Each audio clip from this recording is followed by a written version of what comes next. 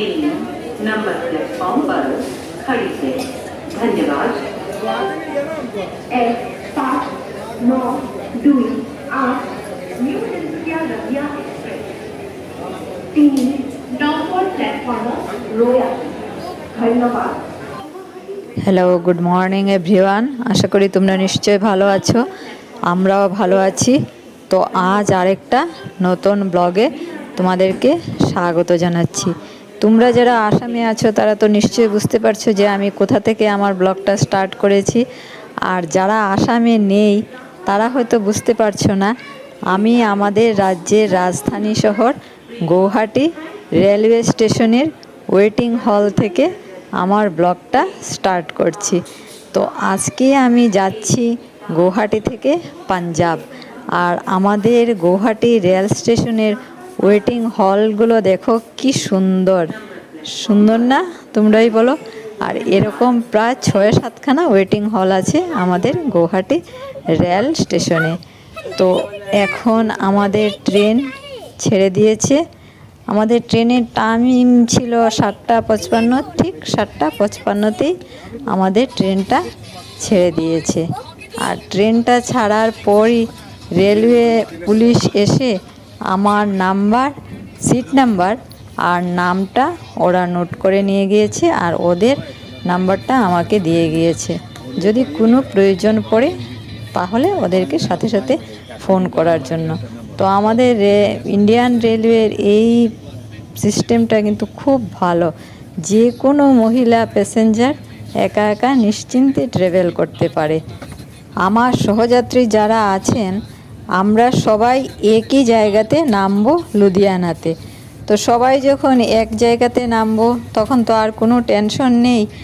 আর এখন রাত্র প্রায় 9:30 বেজে গেছে। তো এখন সবাই ধীরে ধীরে শুয়ে যাচ্ছে, আর আমিও এখন ধীরে ধীরে শুয়ে যাচ্ছি। তো তোমাদের সাথে আমার আর লুধিয়ানা পৌঁছে দেখা হবে। আমাদের ট্রেন লুধিয়ানা এসে পৌঁছে গেছে। এখন সন্ধ্যা প্রায় 7:30 বাজে। তো এখন আমি হোটেলে যাচ্ছি। তো চলো সাথে থাকো, পরে আবার আসছি। আমি যে কাজের জন্য পাঞ্জাব এসেছিলাম আমার কাজটা হয়ে গেছে। আমি অ্যাকচুয়ালি এসেছিলাম আমার মেয়ের মাইগ্রেশন সার্টিফিকেটটা নেওয়ার জন্য। আমার মেয়ে তো পাঞ্জাব থেকে মেডিকেলের পড়াশোনাটা করেছে, কিন্তু ওর পক্ষে এখন আর ফার্দার যে স্টাডি সেটা পাঞ্জাব থেকে করা সম্ভব হচ্ছে না, কারণ ও তো এখন ব্যাঙ্গালোরে থাকে। তার জন্যই আর পাঞ্জাব থেকে ও ফার্দার স্টাডিটা করতে পারছে না। তার জন্য ও মাইগ্রেশনের অ্যাপ্লাই করেছিল। তো মাইগ্রেশনটা ইস্যুও হয়ে গিয়েছে, কিন্তু ওরা তো আর পোস্টে মাইগ্রেশন সার্টিফিকেটটা পাঠাবে না। হয় ক্যান্ডিডেটকে নিজে এসে নিতে হবে, না হলে প্যারেন্টসকে এসে নিতে হবে। তো তখন আমার মেয়ে আমাকে বলল যে মা তুমি গিয়ে মাইগ্রেশন সার্টিফিকেটটা নিয়ে এসে যাও, কারণ ও আসলে ওকে ছুটি নিয়ে আসতে হবে। তো তার জন্যই আমি এসে মাইগ্রেশন সার্টিফিকেটটা নিয়ে নিলাম। আমি ভেবেছিলাম হয়তো 2 দিন লাগবে, কিন্তু যেহেতু মাইগ্রেশন সার্টিফিকেটটা অলরেডি ইস্যু হয়ে ওদের কাছে ছিল, তার জন্য একদিনে হয়ে গেছে। তো দেখো তোমাদের সাথে গল্প করতে করতে আমি আমার হোটেলের সামনাটাও তোমাদেরকে দেখিয়ে দিচ্ছি। এই যে হোটেলের সামনে ছোট্ট একটা পার্ক আছে, আর তাতে ভগৎ সিংয়ের স্ট্যাচু আছে। এই যে ছোট্ট পার্কটা, আর এই যে রেমন্ডসের শোরুমটা আছে না, এর পাশেই এই যে হোটেল রোস্ট, এটাতেই আমি থাকি। যখন থেকে পাঞ্জাবে আসছি, মানে সেই 2018 থেকে, তখন থেকেই আমি আসলেই এই হোটেলটাতেই থাকি। তো আমি আসা যাওয়া করতে করতে এদের সাথে একদম মানে ঘরোয়া সম্পর্ক হয়ে গিয়েছে। তো এখন আসলে আর আমার আধার কার্ড এসব আর ওদেরকে দেখাতে হয় না, কারণ ওদের মোবাইল বলছি, ওদের ল্যাপটপে অলরেডি আমার আধার কার্ড আপলোড করা আছে। তার জন্যই আর আধার কার্ড দেখাতে হয় না। আর আমি আসার পর ভদ্রমহিলা আমাকে জিজ্ঞেস করছিল আপকা বেটি নেই আয়া। তো আমি বলছিলাম না, ও তো আসতে পারেনি, ওর তো ছুটি নিয়ে আসতে হবে, তার জন্য আর ও আসেনি। তো বললো আচ্ছা আচ্ছা। তো চলো তোমাদেরকে আমার হোটেলের যে মালকিন আছেন, ওনারা নেপালি ভদ্রলোক ভদ্রমহিলা, ওনারা দুজনে মিলেই হোটেলটা পরিচালনা করেন, খুব ভালো ওনারা। তো চলো ওনাদেরকে একটু দেখিয়ে দিই, জানি না ভিতরে পাবো কি না পাবো। তো ও আচ্ছা, এই তো ভাবিজি, এই যে ভদ্রমহিলা। আজকের দিনটা যখন ফাঁকাই হাতে পেয়ে গেলাম, তো ভাবলাম আর হোটেলে বসে থেকে কি করব, একা একা ভালো লাগছে না। তো এখন একটা অটো নিয়ে, হোটেল থেকে বেরিয়ে একটা অটো নিয়ে আশপাশটা একটু ঘুরছি। তো বেশি দূরও যেতে ভয় করছে একা একা। এমনিতে আমি এখানে আসা যাওয়া করতাম একা, ঠিক আছে, কিন্তু এখানে আসার পর তো আমার মেয়ে আমার সাথে থাকতো সব সময়, কিন্তু এবার তো সম্পূর্ণ একা। তো তার জন্য খুব একটা বেশি দূর যাচ্ছি না, আশপাশটাই ঘুরছি। আর তারপর আমি এইটুকু ঘুরে তারপর আমার একদম পরিচিত জায়গা, আমার হোটেল থেকে 1.5 কিলোমিটার দূরে একটা বিশাল আছে, অনেকগুলো বিশাল এখানে আছে। তো আমার হোটেল থেকে 1.5 কিলোমিটার দূরে একটা বিশাল আছে, এখানে আমি সব সময় আসা যাওয়া করতাম। তো এখন অটো নিয়ে আমি ওই বিশালটাতেই চলে যাচ্ছি। প্রায় বিশালের সামনে এসেই গিয়েছি। এই যে আর একটুখানি গেলেই বিশাল, এই যে বিশালে আমি এসে গেছি। তো এখন অটো থেকে নেমে আমি ধীরে ধীরে বিশালের ভিতরে যাচ্ছি।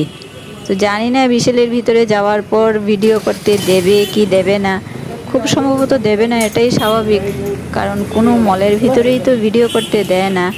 কিন্তু একটা কথা কি জানো, আমাদের এখানে যে বিশালগুলো আছে না, আর এখানের যে বিশালগুলো, এই দু জায়গার বিশালের জিনিসপত্রের মধ্যে দিন আর রাতের পার্থক্য। এখানের বিশালের যা জিনিসগুলো দেখলে মনে হয় কোনটা কিনবো, এটা কিনবো না ওটা কিনবো, মানে ধান্দা লেগে যায়, এত সুন্দর সুন্দর জিনিস আর এত সস্তা। তো এখন আমাকে ওরা ভিডিও করতে মানা করছে, তো এখনও আমি ভিতরে যাইনি, বাইরেই আছি। তো আমি একটু ভেতরটা ঘুরে নেই, তারপর আবার তোমাদের সাথে কথা হচ্ছে। তো এখন বিশাল থেকে বেরিয়ে কি করব ভাবছি, যে আবার এই হেঁটে হেঁটে হোটেলে চলে যাব। তো তখন মনে হলো যে বিশালের ঠিক উল্টো দিকেই একটা গুরুদুয়ারা আছে। তো এই যে গুরুদুয়ারাটা বিশালের ঠিক উল্টো দিকে। তো ভাবলাম যে এখানে যখন এসেছি, তো গুরুদুয়ারাতে একটু প্রণাম করে যাই। তো চলো আমরা সবাই মিলে গুরুদুয়ারাতে একটু প্রণাম করে নিই।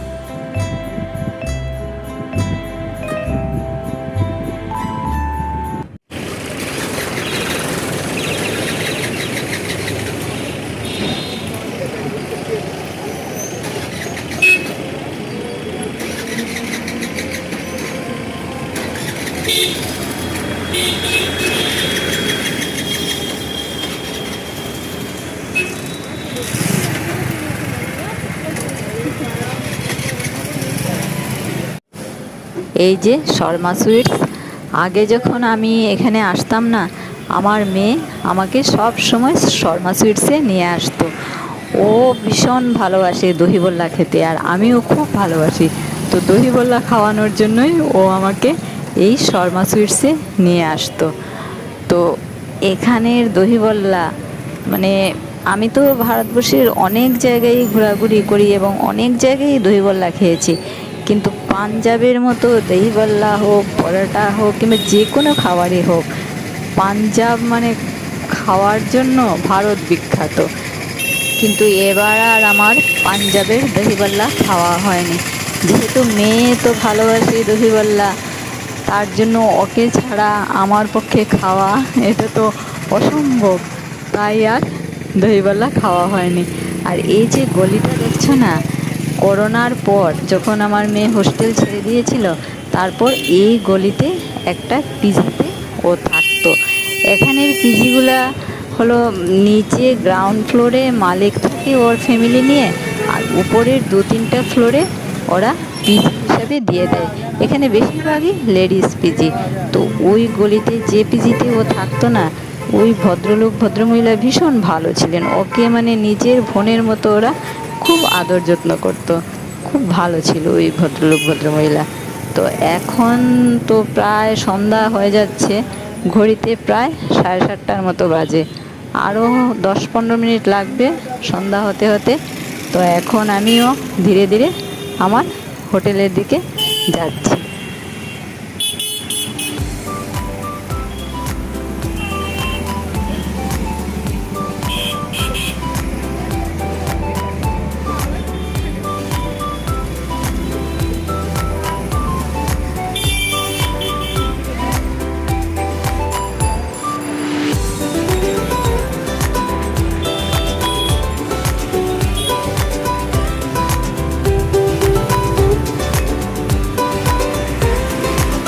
তো চলো তোমাদের সাথে আমি আমার হোটেলের রুমটা শেয়ার করে নিই।